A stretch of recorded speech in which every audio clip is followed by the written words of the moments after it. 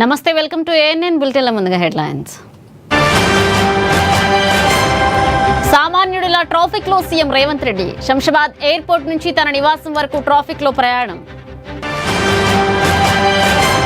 హుజురాబాద్ లో Kaushik Reddy versus BJP శ్రేణులు, కర్రలతో దాడులు, రంగంలోకి పోలీసులు.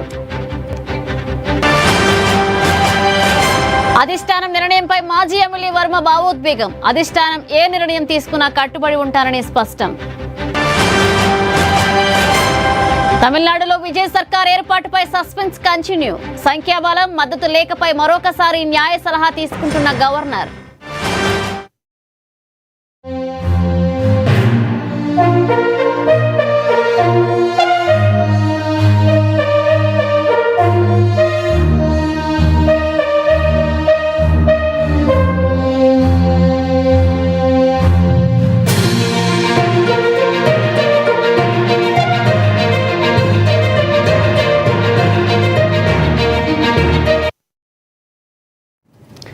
ఇక తమిళనాడు రాజకీయాల్లో సస్పెన్స్ తారాస్థాయికి చేరింది. రాష్ట్రంలో విజయ్ సర్కార్ ఏర్పాటుపై ఇంకా సస్పెన్స్ కొనసాగుతూనే ఉంది. విజయ్ నేతృత్వంలోని టీవీకే పార్టీకి ఉన్న సంఖ్యాబలం, వారు సమర్పించిన మద్దతు లేఖలపై గవర్నర్ మరొకసారి న్యాయ సలహా తీసుకుంటున్నారు.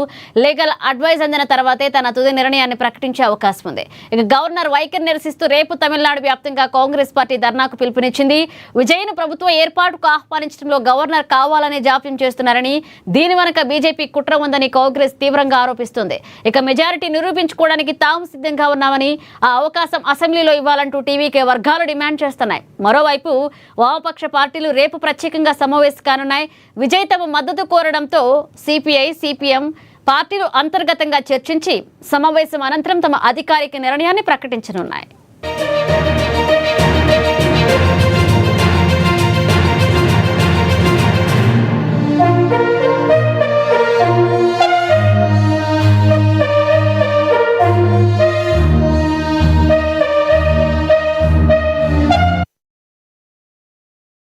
తమిళ రాజకీయాల్లో సస్పెన్స్ తారాస్థాయికి చేరింది. ఇక రాష్ట్రంలో విజయ్ సర్కార్ ఏర్పాటుపై ఇంకా సస్పెన్స్ కొనసాగుతున్నది. విజయ్ నేతృత్వంలోని టీవీకే పార్టీ ఉన్న సంఖ్యాబలం, వారు సమర్పించిన మద్దతు లేఖలపై గవర్నర్ మరొకసారి న్యాయ సలహా తీసుకుంటున్నారు. లీగల్ అడ్వైజ్ అందిన తర్వాతే తన తుది నిర్ణయాన్ని ప్రకటించే అవకాశం ఉంది. గవర్నర్ వైఖరిని నిరసిస్తూ రేపు తమిళనాడు వ్యాప్తంగా కాంగ్రెస్ పార్టీ ధర్నాకు పిలుపునిచ్చింది.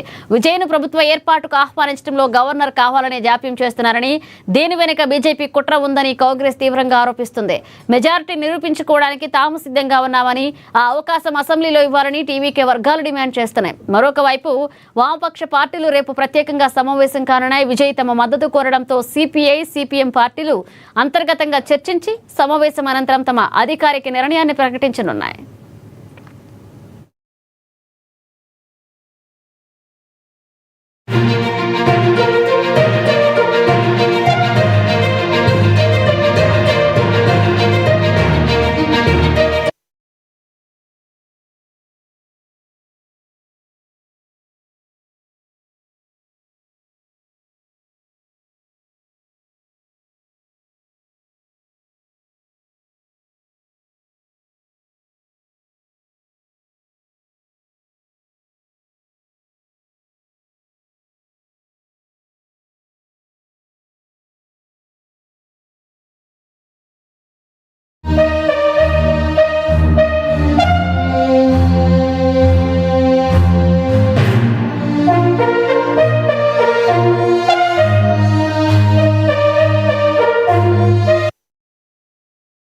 సీఎం రేవంత్ రెడ్డి తన నీరాడంబరతను మరొకసారి చాటుకున్నారు. ముఖ్యమంత్రులు, వీఐపీల పర్యటనల సమయంలో గంటల తరబడి సామాన్య జనం ట్రాఫిక్ ఇరుక్కుపోయే సంస్కృతికి ఆయన స్వస్తి పలికారు.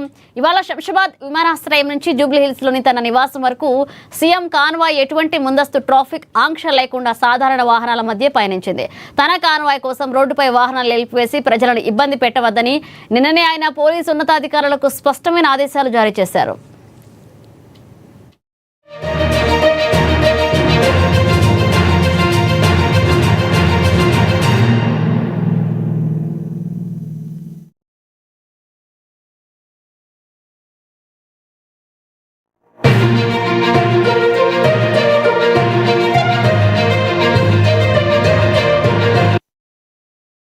సీఎం రేవంత్ రెడ్డి తన నీరాడంబరతను మరొకసారి చాటుకున్నారు. ముఖ్యమంత్రులు వీవీఐపీల పర్యటనల సమయంలో గంటల తరబడి సామాన్య జనం ట్రాఫిక్ లో ఇరుక్కుపోయే సంస్కృతికి ఆయన స్పష్టి పలికారు.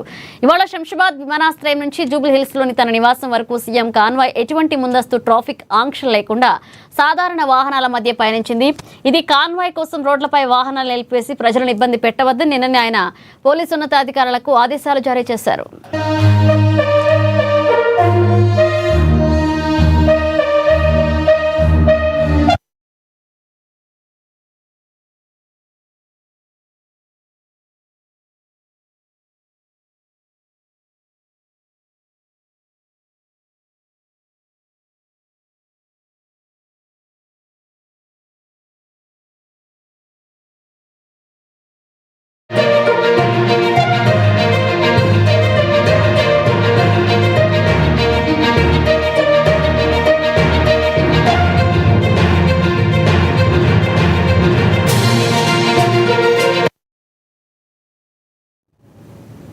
తెలంగాణ రాజకీయాల్లో మాటల యుద్ధం దాడుల వరకు వెళ్లింది. కేంద్ర మంత్రి బండి సంజయ్ను ఉద్దేశించి ఎమ్మెల్యే పాడి కౌశిక్ రెడ్డి చేసిన అనుచిత వ్యాఖ్యలు జిల్లాల్లో ఉద్రిక్తత దారితీశాయి.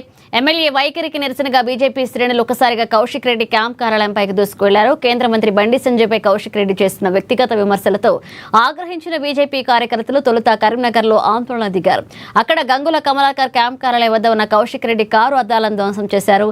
పరిస్థితి విషమించిస్తుందని గ్రహించిన పోలీసులు భారీ బందోబస్తు మధ్య కౌశిక్ రెడ్డిని అక్కడి నుంచి హుజురాబాద్ కు తరలించారు.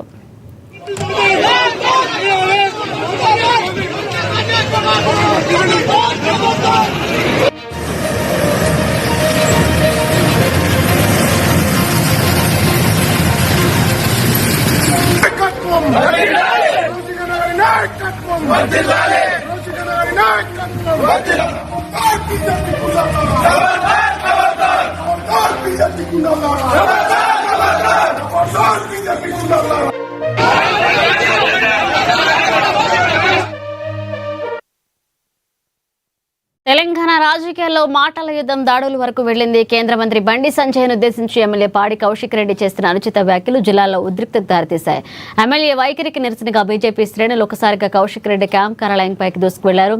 కేంద్ర మంత్రి బండి సంజయ్పై కౌశిక్ రెడ్డి చేస్తున్న వ్యక్తిగత విమర్శలతో ఆగ్రహించిన బీజేపీ కార్యకర్తలు తొలుత కరీంనగర్లో ఆందోళనకు దిగారు. అక్కడ గంగుల కమలాకర్ క్యాంప్ కార్యాలయం వద్ద ఉన్న కౌశిక్ రెడ్డి కారుని అద్దాలను ధ్వంసం చేశారు.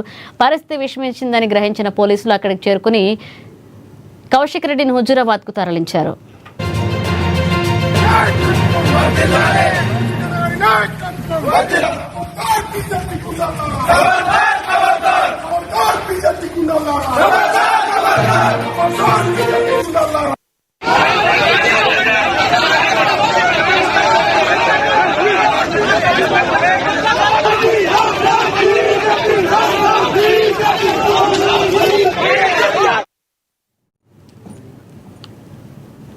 టీడీపీ అధిష్టానం నిర్ణయంపై పిఠాపురం మాజీ ఎమ్మెల్యే వర్మ భావోద్వేగానికి గురయ్యారు. టీడీపీ అధిష్టానం ఏ నిర్ణయం తీసుకున్న దానికి కట్టుబడి ఉన్నానన్నారు.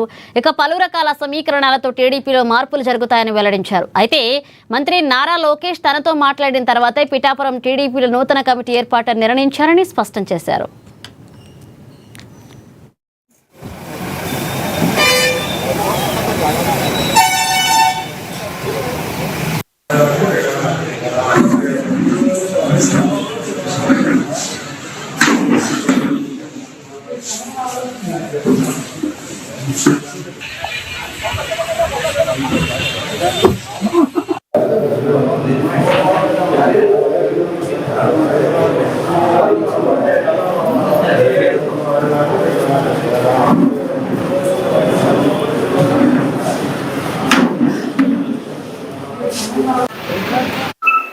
ఏ నిర్ణయం తీసుకుంటే ఆ నిర్ణయానికి కట్టుబడి ఉంటాం. అది పిఠాపురం ప్రజలందరికీ తెలుసు.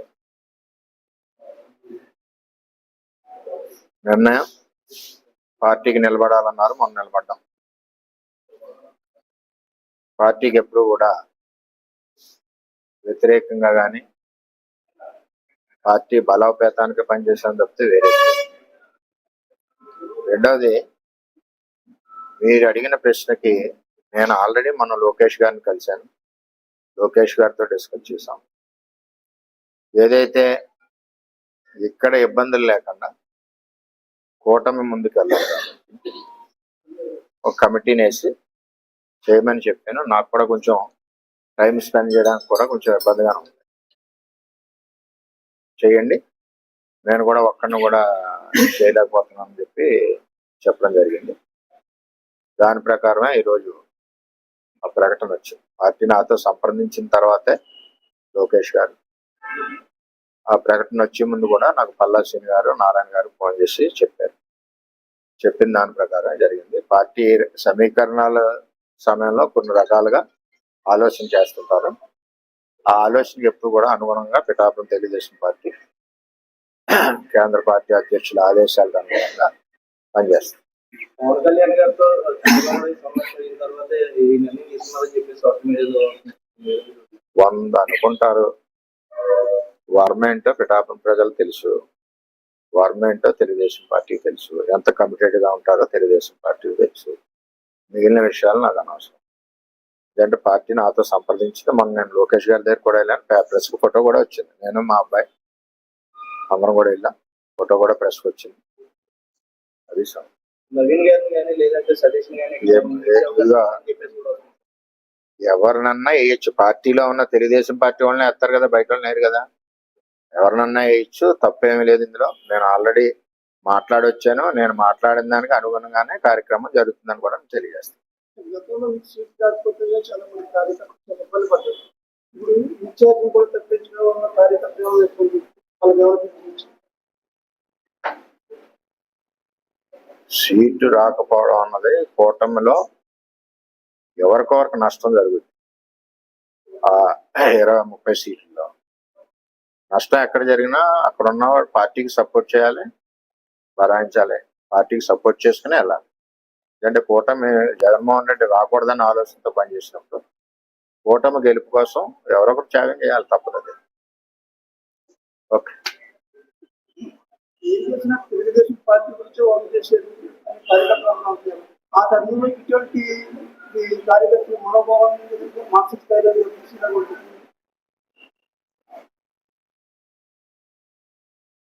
ఈ నెల 10వ తేదీన హైదరాబాద్ లో ప్రధాని నరేంద్ర మోదీ భారీ బహిరంగ సభ నిర్వహించనున్నారు. ఈ నేపథ్యంలో భాగ్యనగర్ జిల్లా ఆధ్వర్యంలో నిర్వహించిన కార్యకర్తల సన్నాహక సమావేశానికి కేంద్ర మంత్రి కిషన్ రెడ్డి హాజరయ్యారు. మోదీ సభను మునుపెన్నడూ లేని రీతిలో విజయవంతం చేయాలని ఆయన శ్రేణులకు పిలుపునిచ్చారు. ప్రధాని మంత్రి నరేంద్ర మోదీ భారీ బహిరంగ సభను విజయవంతం చేయాలని అధిక సంఖ్యలో కార్యకర్తల అభిమానులను పరేడ్ గ్రౌండ్ కు తరలి రావాలని జిల్లా నాయకులను కోరారు. మాతృమూర్తులను, సోదరిమలను, ఇంకా ఇతర మహిళలందరినీ కూడా సమీకరించి తీసుకురావాలి. మన ఇంటి చుట్టుపక్కల ఎవరున్నారు, లెఫ్ట్ సైడ్ ఎంతమంది, రైట్ సైడ్. ప్రధానమంత్రి ఆదరణీయ నరేంద్ర మోడీజీ, తెలుగే భారత ప్రధానమంత్రి నరేంద్ర మోడీ గారు ఈ నెల 10వ తేదీన మన భాగ్యనగరానికి వస్తూ ఉన్నారు. హైదరాబాద్లో జరగనున్నటువంటి భారీ బహిరంగ సభలో ప్రసంగిస్తారు. అంతకుముందు వారు తెలంగాణ రాష్ట్రంలో సుమారు 9,000 కోట్ల రూపాయల అనేక అభివృద్ధి కార్యక్రమాలకు కూడా వారు ప్రారంభోత్సవం చేస్తారు. అవి జాతీయ రహదారులు, అదేవిధంగా రైల్వేలకు సంబంధించినటువంటి అభివృద్ధి కార్యక్రమాలు. వరంగల్లో ప్రధానమంత్రి మెగా టెక్స్టైల్ పార్కు, జైరాబాద్లో ఇండస్ట్రియల్ పార్కు, ఈ రకంగా హైదరాబాద్కు పెట్రోల్కి సంబంధించినటువంటి పైప్ లైను, ఇవన్నీ కూడా ప్రారంభోత్సవం చేస్తారు.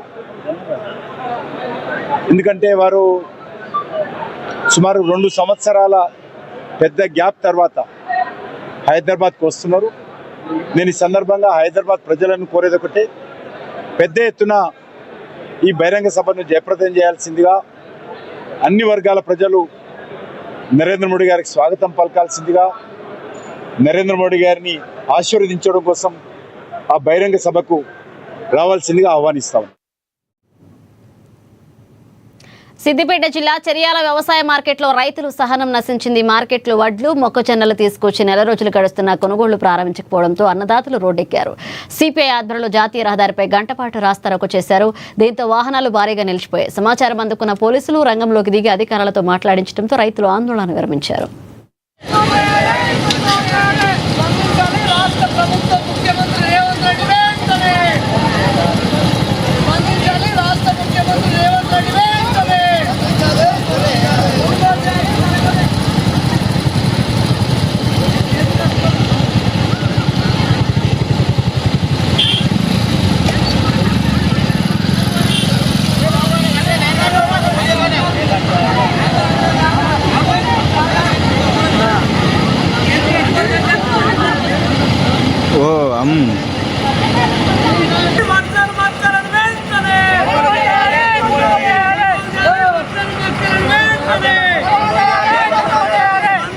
రాష్ట్ర ముఖ్యమంత్రి రేవంత్ రెడ్డి గారు రాష్ట్ర ముఖ్యమంత్రి రేవంత్ రెడ్డి గారు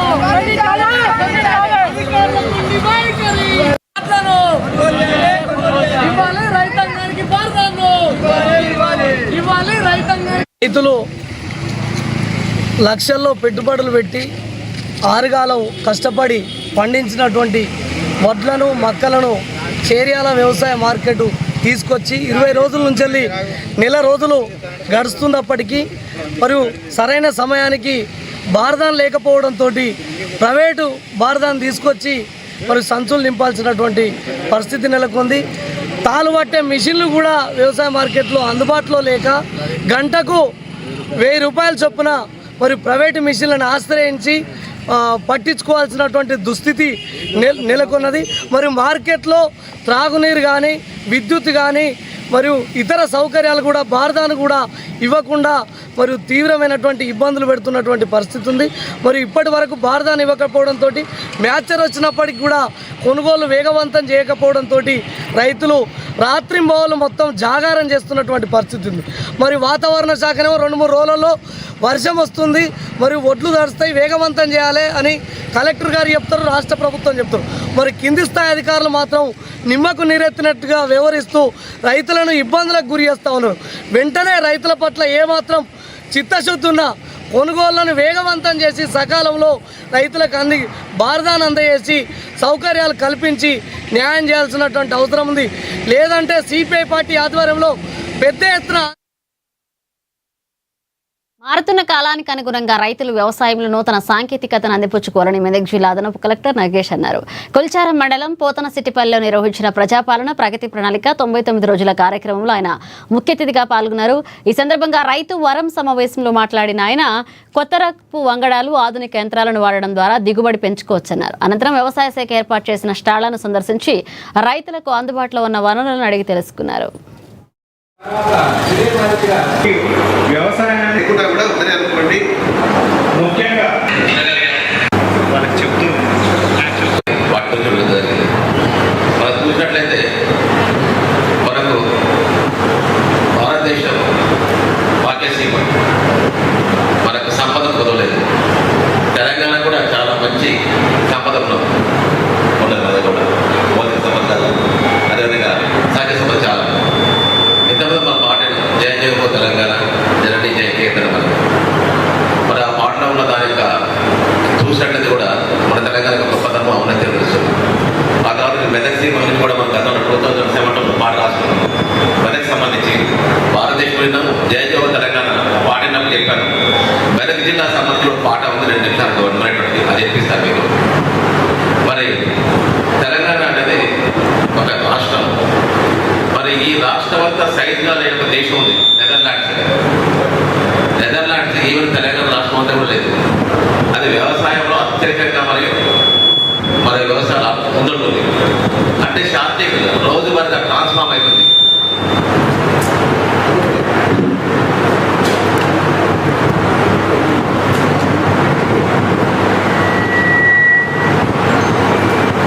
దేశం మారుతూ ఉంటుంది సార్. నిన్న ఇవాటికి మారుతుంది. నిన్న ఉన్నట్టు ఎట్టి పరిస్థితి ఉండదు. ఈ రోజు ఉన్నట్టు ఈ క్షణం ఉన్నట్టు కూడా మరో క్షణం ఉండదు. నిత్యము మనం మార్పుకు గురైకుంటాం. నీకు తెలిసినా తెలియకుండా ఆ మార్పులో ఉన్నా లేకున్నా నీలో కూడా మార్పు దొరుకుతుంది. నీలో కూడా మార్పు దొరుకుతుంది కదా. ఏం మార్పు దొరుకుతుంది? ఒక క్షణం కోల్పోతున్నాం, అదే మార్పు. ఒక క్షణం అభివృద్ధి చెందుతున్నాం, అదే మార్పు. కాబట్టి ప్రకృతిలో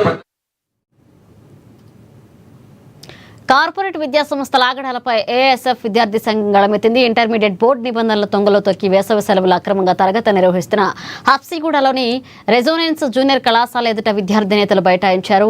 ఎంసెట్ శిక్షణ పేరుతో సెకండ్ ఇయర్ క్లాసులు నిర్వహిస్తూ విద్యార్థులను మానసిక వేధింపులకు గురి చేస్తున్నారని మండిపడ్డారు. ఇక ఫీజుల దాహంతో నిబంధనలు ఉల్లంఘిస్తున్న కళాశాలల గుర్తింపు రద్దు చేయాలని, వెంటనే ఫీజు నియంత్రణ చట్టాన్ని అమలు చేయాలని వారు డిమాండ్ చేశారు. అధికారులు స్పందించుకుంటే ఆందోళనలు ఉధృతం చేస్తామని హెచ్చరించారు. Down, rigorous punishment. Down.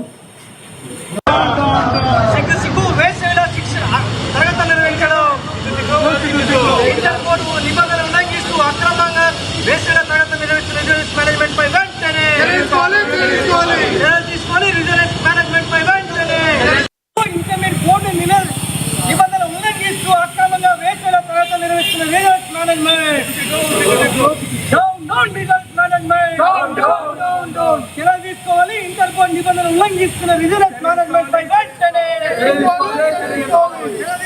Indian code ఉల్లంఘిస్తున్న vigilance management పై వెంటనే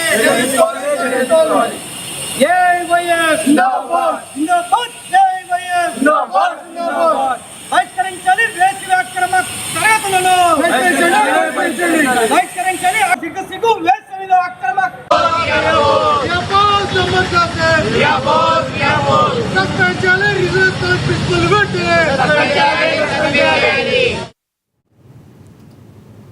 హైదరాబాద్ ను సైన్స్ అండ్ టెక్నాలజీ హబ్ గా తీర్చిదిద్దే క్రమంలో మరొక కీలక అడుగు పడింది. హబ్సిగూడలో శరవేగంగా నిర్మాణం అవుతున్న హైదరాబాద్ సైన్స్ సెంటర్ పనులను కేంద్ర మంత్రి కిషన్ రెడ్డి, ఎంపీ ఈటెల రాజేందర్ ఈ రోజు పరిశీలించారు. ఇక వచ్చే ఏడాది మే లేదా జూన్ నాటికి ఈ కేంద్రాన్ని ప్రజలకు అందుబాటులోకి తీసుకొస్తామని సందర్భంగా ప్రకటించారు. ప్రధాని మోదీ 10వ తేదీన హైదరాబాద్ పర్యటనలో భాగంగా పలు అభివృద్ధి కార్యక్రమాలకు శ్రీకారం చుట్టనున్నారన్నారు. జాతీయ రహదారులు, రైల్వే నెట్వర్క్ అభివృద్ధి పనులకు జాతికి అంకితం చేస్తారన్నారు. So let's hope that we will complete this.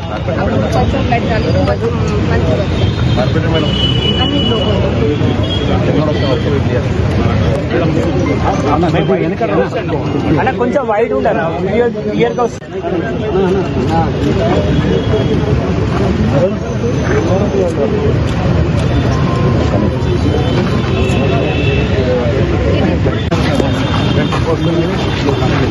వేగవంతంగా అభివృద్ధి చెందుతున్నటువంటి నగరాల్లో హైదరాబాద్ ఒకటి. ఇటువంటి నగరంలో అనేకమైనటువంటి కేంద్ర ప్రభుత్వ ఇన్స్టిట్యూషన్స్ ఇప్పటికే పనిచేస్తా ఉన్నాయి. అనేక పరిశోధన సంస్థలు డిఫెన్స్ రంగానికి సంబంధించి, సైన్స్ కి సంబంధించి, ఐటీకి సంబంధించి, ఎడ్యుకేషన్ సంబంధించి సంస్థలు పనిచేస్తా ఉన్నాయి. వాటి సరసన మరొకటి నేషనల్ సైన్స్ సెంటర్ కూడా హైదరాబాద్ కు రాబోతా ఉంది. ఆ పనులు వేగవంతం చేయడం కోసమే నేను ఈరోజు తార్నాకలో నిర్మాణం అవుతున్నటువంటి హైదరాబాద్ సైన్స్ సెంటర్ పనులను స్వయంగా చూడడానికి వచ్చాను. హైదరాబాద్ సైన్స్ సెంటర్ హైదరాబాద్ లో one of the important centre కాబోతా ఉంది. ఈరోజు అనేకమైనటువంటి ఇంతకుముందు చెప్పినట్టు యూత్ విద్యార్థులకు సంబంధించి, పరిశోధనకు సంబంధించి, మరి ఇప్పటికున్నటువంటి సంస్థలకు మరొక తోడు ఈ యొక్క సైన్స్ సెంటర్. ఇది వచ్చినట్టయితే అందరికీ సైన్స్ కానీ టెక్నాలజీ రంగంలో కానీ చాలా ఉపయోగపడుతుంది. దానికోసము మరి ఈ యొక్క సెంటర్ ను నరేంద్ర మోడీ గారు మన హైదరాబాద్ నగరానికి మంజూరు చేశారు. దాని పనులు వచ్చే సంవత్సరం ఎండింగ్ లోపల పూర్తి చేసుకుని దాన్ని హైదరాబాద్ ప్రజలకు డెడికేట్ చేయాలనే లక్ష్యంతో పనిచేస్తా ఉన్నాం. అధికారులు చెప్పిన దాని ప్రకారం మనం ఎండింగ్ వరకు అవసరం లేదు. మరి మే జూన్ లోనే ఈ యొక్క హైదరాబాద్ సైన్స్ సెంటర్ పనులు వచ్చే సంవత్సరం పూర్తి చేస్తామనే లక్ష్యంతో వాళ్ళు ఇటీవలనే 3 నెలల క్రితమే పనులు ప్రారంభించారు. దానికి సంబంధించి వేగవంతంగా పనులు పనిచేసుకుని ముందుకెళ్తాం. నరేంద్ర మోడీ గారు ఈ నెల 10వ తేదీన హైదరాబాద్ కు వస్తా ఉన్నాం. అనేక రకాల అభివృద్ధి కార్యక్రమాలు జైరాబాద్ లో ఇండస్ట్రియల్ పార్క్ కావచ్చు, అదేవిధంగా వరంగల్లో ప్రధానమంత్రి మెగా టెక్స్టైల్ కాకతీయ పార్క్ కావచ్చు, జాతీయ రహదారులు కానీ, రైల్వేకి సంబంధించినటువంటి నెట్వర్క్ పెంచేటువంటి కార్యక్రమాలకన్నిటి కూడా కొన్ని భూమి పూజ చేయబోతా ఉన్నారు, కొన్ని అంకితం చేయబోతా ఉన్నారు. అదేవిధంగా మనకు తెలుసు రానున్న రోజుల్లో కూడా వరంగల్ ఎయిర్పోర్ట్ కానీ, వరంగల్లో నిర్మిస్తున్నటువంటి రైల్ మ్యానుఫ్యాక్చరింగ్ యూనిట్ కానీ, హైదరాబాద్ లో నిర్మాణం జరుగుతున్నటువంటి సికింద్రాబాద్ రైల్వే స్టేషన్ కానీ, నాంపల్లి రైల్వే స్టేషన్ కానీ మా పార్లమెంట్ కాన్స్టిట్యున్సీ, అదేవిధంగా ఈరోజు ట్రైబల్ యూనివర్సిటీ ఏదైతే ములుగులో ప్రారంభించుకుంటున్నామో దాన్ని కూడా భూమి పూజ త్వరలోనే నెక్స్ట్ రౌండ్ లో వచ్చినప్పుడు వీటిని కూడా ప్రధానమంత్రి గారు వచ్చే 3-4 నెలల లోపల వీటిని కూడా కొన్ని భూమి పూజ చేసుకోవడము, ఎయిమ్స్ లాంటి హాస్పిటల్. పేదల బియ్యాన్ని పక్కదారి పట్టిస్తున్న ముఠాగుట్టును పోలీసులు రట్టు చేశారు. హయత్ నగర్ పరిధిలో పెద్ద ఎత్తున తరలిస్తున్న పీడీఎస్ రైస్ ను కంటోన్మెంట్ ఎస్ఓజీ పోలీసులు సంయుక్తంగా పట్టుకున్నారు. ఔటర్ రింగ్ రోడ్ సమీపంలో మినీ వాహనాల నుండి లారీలోకి బియ్యాన్ని లోడ్ చేస్తుండగా దాడులు చేపట్టారు. ఈ దాడిలో సుమారు 19 టన్నుల బియ్యంతో పాటుగా 5 నిందితులను అరెస్ట్ చేశారు.